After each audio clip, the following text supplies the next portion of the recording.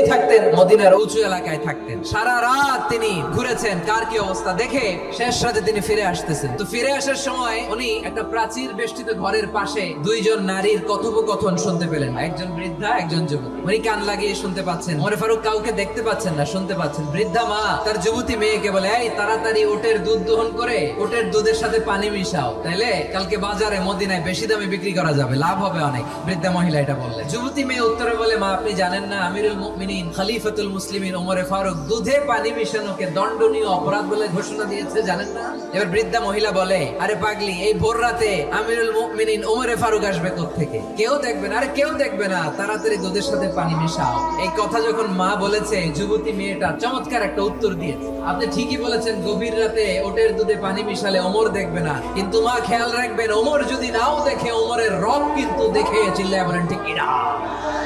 This is called তাকওয়া।